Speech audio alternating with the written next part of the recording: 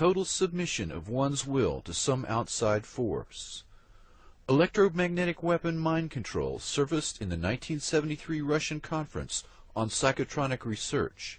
The agenda for the Prague meeting included the following 5 topics: erasure of the subconscious mind, development of ESP, induction of paranormal effects in dreams, the mechanical equivalent of neuropsychic energy, and the psi gene.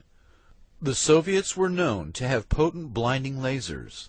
They were also feared to have developed acoustic and radio wave weapons. A 1987 issue of Soviet Military Power, a Cold War Pentagon publication, warned that the Soviets might be close to, quote, a prototype short-range tactical radio frequency weapon. The Washington Post reported that year that the Soviets had used such weapons to kill goats at 1 kilometer's range. The Pentagon, it turns out, had been pursuing similar devices since the 1960s. The Russian capability, demonstrated in a series of laboratory experiments dating back to the mid-1970s, could be used to suppress riots, control dissidents, demoralize or disable opposing forces, and enhance the performance of friendly special operations teams. Pioneered by government-funded department of the psychocorrection at the Moscow Academy Medical Academy, acoustic psychocorrection involves the transmission of specific commands via static or white noise bands into the human subconscious without upsetting other intellectual functions. Experts said laboratory demonstrations have shown encouraging results after exposure of less than 1 minute. Decades of research and development and millions of rubles have produced the ability to alter behavior on willing and unwilling subjects. In an effort to restrict potential misuse of this capability, senior Russian research scientists, diplomats, military officials, and officials of the Russian Ministry of Higher Education, Science and Technology Policy are beginning to provide limited demonstrations for their U.S. counterparts.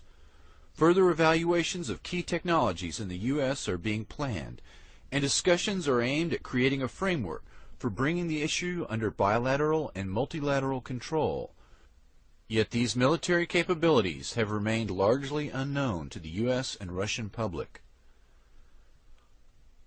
The Department of Psychocorrection at the Moscow Medical Academy acknowledged the potential danger of this capability.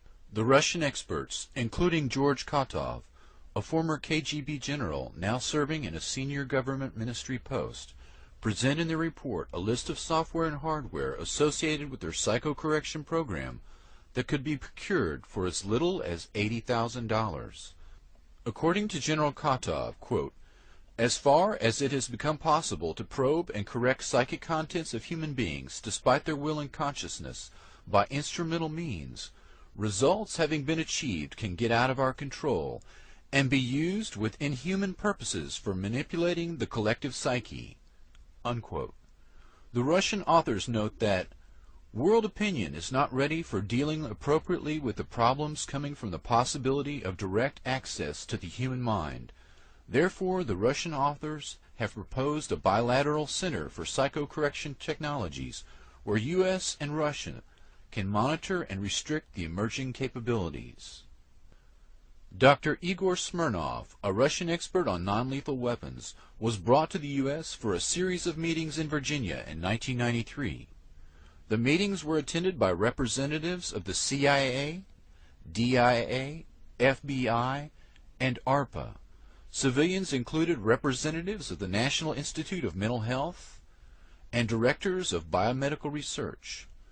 Dr. Smirnov and his non-lethal weapons technology was brought to Waco during the Branch Davidian siege in 1993 in hopes of using them on David Koresh, but a software problem reportedly made this impossible, and Smirnov could not guarantee its safety.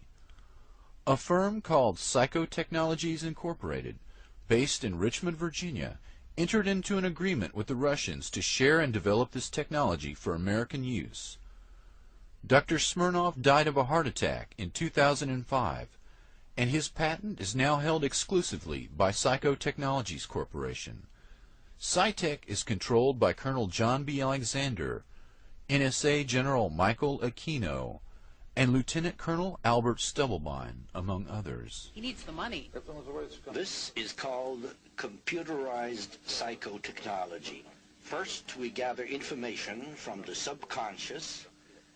Then we determine how a specific personality works. Officially for psychiatric use, this device was born of the long-standing Soviet effort to get inside the head of the enemy. At normal speed, the numbers on the screen appear meaningless flashes of words. Words like fear and neurosis. These words trigger electrical activity responses in the brain and reveal private anxieties and other weaknesses. And this command, which is brought in bypassing the consciousness, has the same effect as a commandment. It's like a word of God, so we simply cannot disobey it. So we said, well, what are the applications? And they said, well, they had tested with the simple phrase, bring us cake, and that they had piped that bring us cake in white noise up to the ground level, masquerading as just machinery noise, and both the workmen outside and their colleagues who worked on the ground level within 24 hours had come at different times of the day bringing them cake.